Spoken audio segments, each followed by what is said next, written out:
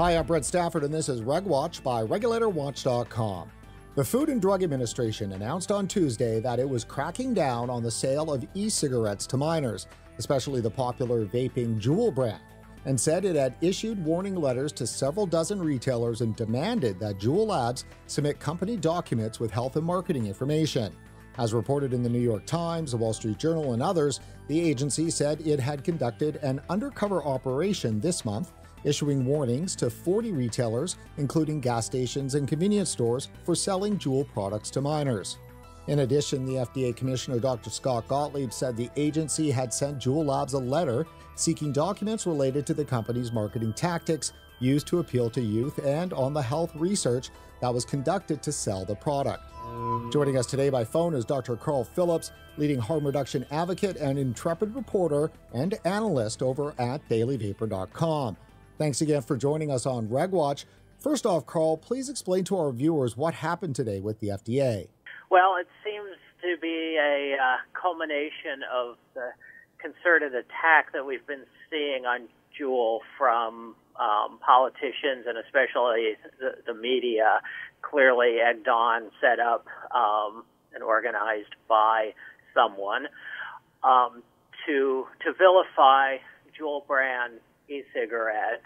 And, you know, as I reported in my Daily Vapor piece that just came out, try to turn JUUl into a lightning rod for attacking the entire industry rather than having, you know, a vision of an amorphous, consumer-driven industry that has lots of small businesses. They're trying to create the image of a single Goliath who then is particularly vulnerable to attack.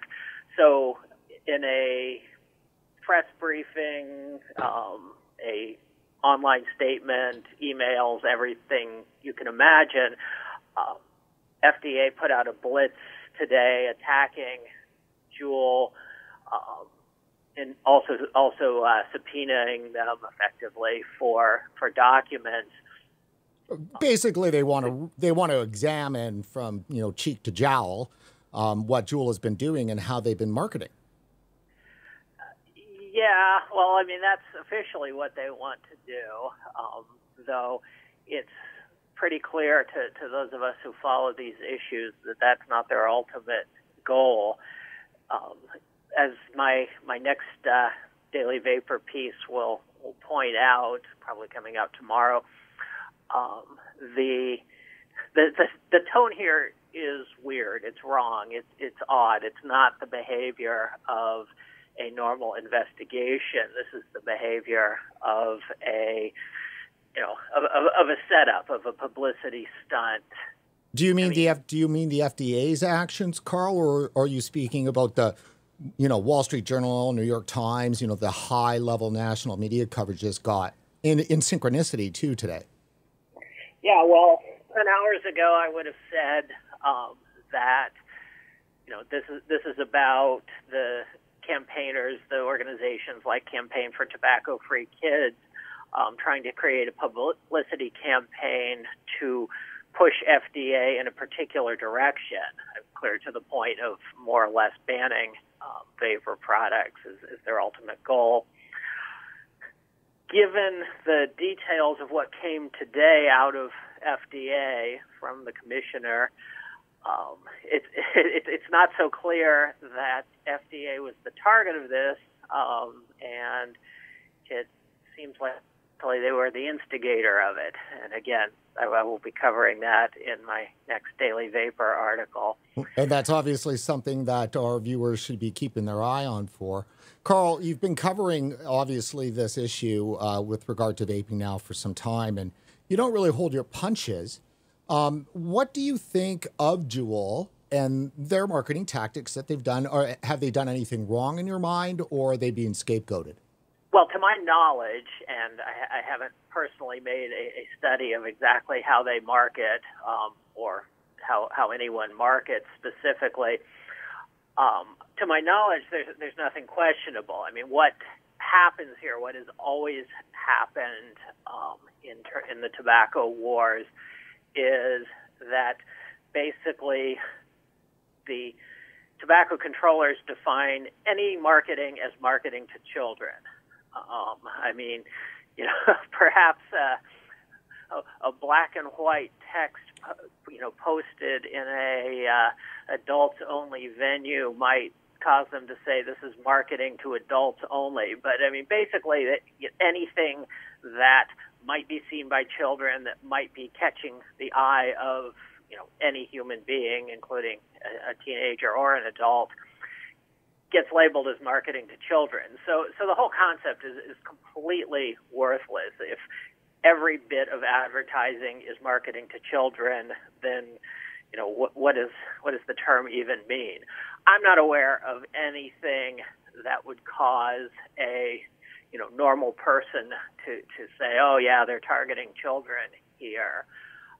But that doesn't stop the accusation. No, it doesn't. Carl, so when you look at the JUUl, for our viewers that don't know, some don't know, in Canada, JUUl isn't here yet. There is some similar kind of form-factored, self-activating units out there, but those are the form factors that offer the most promise for smokers who may want to quit. They're easy, convenient. They've got a replication of the cigarette experience, unlike, say, Big Tank or whatever. So in a way, when they're going after JUUl, they're going after a form factor that's actually really has a lot to do with the future of vaping. Yeah, that's quite possible. I mean, different people like different vapes, of course, and there are plenty of people who are of the opinion that, closed systems are something that you use on your way to moving up to a better system. But of course, there are plenty of people who never use anything else. So it's a matter of taste, and the more the better in terms of giving people options. JUUl, doesn't look exactly like a cigarette. That has some appeal, but it's quick and easy. It's got a high nicotine density in the e-liquid, which is particularly useful for many smokers who are trying to replace smoking with it. It's not radically different from various other closed systems. As you just noted, you have something else in Canada already that has a similar form factor. It's as easy to use as a product that looks very much like a cigarette. It's a little larger, makes it a little more efficient. It's a nice looking product. The idea that this is somehow magically captivating is odd. Well, okay, so and let's follow along with that then. So this story really has unfolded over the last 4 weeks, I would say, as it really started to pop up. And these things just don't organically happen in my mind. There's a tactical campaign at more of the city level to kind of get stories and stuff like that as they build to a national kind of breakout, which we can see happen this week. And, so these stories have been coming out for several weeks. And what they do, in my mind, is that to the best advertising for JUUl, in fact, because the first thing you want to do if you want to get teenagers to start to use something is start taking it away from them and telling them it's bad. And then talking the whole time about how it's, candy flavored and everybody's really loving it and you're totally cool if you're using it. And then they actually created, I think, part of the stampede amongst teenagers, if you will, to use the JUUl and be, it's a bit of a self-creating problem, I think. But, not self-creating, purposefully built. Yeah, well, exactly. And, it's that which I've written about before, and it's also just pumping the name recognition at the expense of their competitors, and maybe to some extent as an inroad into new markets also. And this is what I covered in my most recent article. So it brings up the interesting question of what was the motive for doing that. And one possible explanation, of course, is there was no motive for doing that. The people behind this didn't even realize they were doing that. They aren't exactly savvy about how markets work everything else they do. So why would we assume it was the case this time?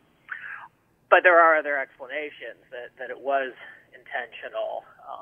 And the one that I floated was that there's nothing better for tobacco control than to have a villain, a supervillain, to attack, but to fail in that attack.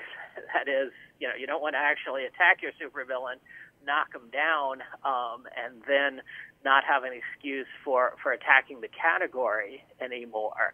So by simultaneously attacking JUUL and pumping them, it serves two purposes. The publicity is a feature of the campaign, not a bug to those who are craftily planning it. Right. So, well, I think you put it perfectly. You can't have a fight if you don't create, a dragon to slay, right? Yes. Yeah. Exactly. Yeah. So we all know public health are dragon slayers. Well, exactly. And again, I'll keep coming back to this, but my most recent article, a major theme there was the way that tobacco controllers see themselves as being in sort of a modern day fairy tale, in which there is an unrepentant big bad who is doing bad things because of no particular motive, just vague evil, Star Wars style. And the